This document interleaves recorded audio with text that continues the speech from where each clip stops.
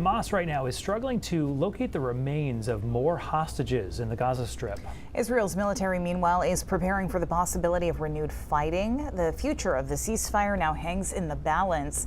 NBC's Matt Bradley reports from Tel Aviv. Well, it's been 3 days since that incredible moment on Monday when we saw 20 living Israeli hostages sent out of the Gaza Strip.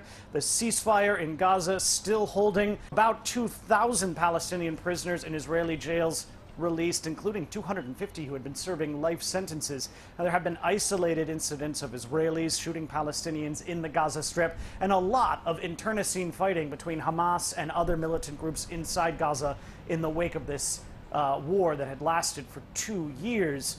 But now, this situation is getting a little bit more complicated, and this was always inevitable.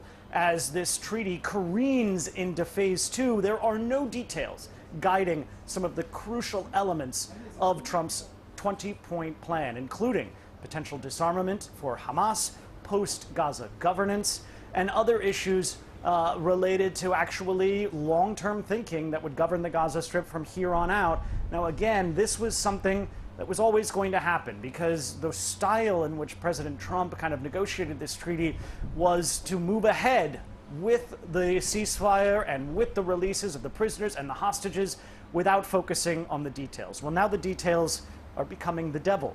And President Trump has said that there are negotiations ongoing to determine how Gaza will be governed, how Hamas will be disarmed, even though Hamas has essentially refused to do so, and what will happen to aid in the Gaza Strip, another major issue. Now, it looks as though aid has been allowed into the Gaza Strip at an increased level, but we're still hearing from the United Nations that it's not nearly enough. Matt Bradley, NBC News, Tel Aviv.